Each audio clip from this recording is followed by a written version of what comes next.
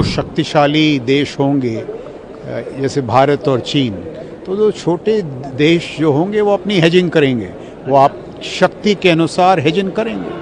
तो जो नेपाल को करना है वो करे, हमें अपनी चिंता करनी चाहिए। क्या हम पाकिस्तान को ठीक कर सकते हैं? 10 मई को उनको अच्छा सबक सिखाया कि नहीं? उनके J-10s और J-17s कहाँ थे?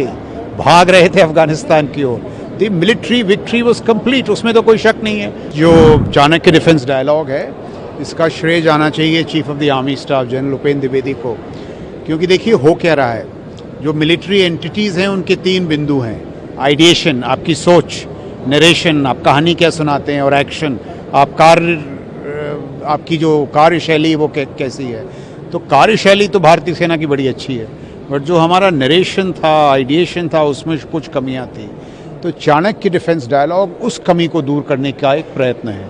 जिस तरह से रायसीना फॉरेन पॉलिसी कॉन्वर्सेशंस, विदेश नीति में जो हो रहा है, उनको इम्पैक्ट या शेप करती हैं, Chanakya Defence Dialogue shapes national security conversations.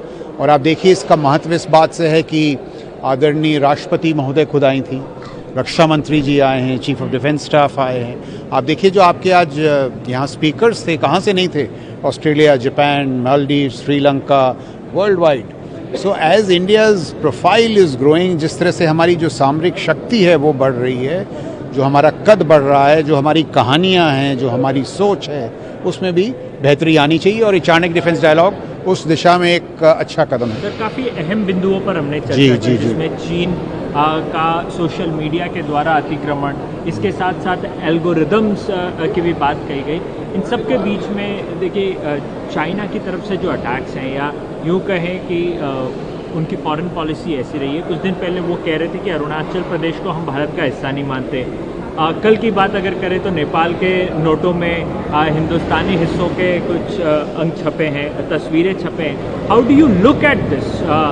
आप इसे कैसे देखते हैं? I am not bothered one bit. मैं कहूँ कि बीजिंग चीन का हिस्सा नहीं है तो हो गया, बात वो नहीं है। बात ये है, गलवान के बाद हमने क्या किया उससे पूछना जाके बीजिंग में। तो देखिए वो बात, उन ये जो कहते हैं इसको जिंगोइज्म से हमें कोई खतरा नहीं है। But unlike China we are honest, हम खुद अपने से संवाद करते हैं, और जो आपने देखा उस संवाद में हमने कहा ये हमारी शक्तियां हैं, ये हमारी कमियां हैं, उनको दूर करेंगे। भारत इतना बड़ा देश है, हमें कोई नहीं छेड़ सकता, उसकी कोई चिंता नहीं होनी चाहिए। बट हमें अपना जो कहते हैं, जिसको कहते हैं defence shield, we should not lower it, we should not lower our guard. रक्षा मंत्री का भी भाषण उन्होंने कहा कि हमारी जिम्मेदारी ये भी है कि हम अपने पड़ोसियों को भी जो है वो तरीके से हैंडल करें। मैं ये तब कह रहा हूँ क्योंकि हाल ही में ऑपरेशन सिंदूर हुआ, नेपाल भी जो है वो उसी रास्ते पे चलता हुआ दिखाई दे रहा है। उसके नोटों पे जो है वो हिंदुस्तानी हिस्सों की तस्वीरें छपी है। इसे आप कैसे देखते हैं? देखिए, जब दो शक्तिशाली देश होंगे जैसे भारत और चीन, तो जो छोटे देश जो होंगे वो अपनी हेजिंग करेंगे, वो आप शक्ति के अनुसार हेजिंग करेंगे। तो जो नेपाल को करना है वो करे, हमें अपनी चिंता करनी चाहिए। क्या हम पाकिस्तान को ठीक कर सकते हैं? 10 मई को उनको अच्छा सबक सिखाया कि नहीं?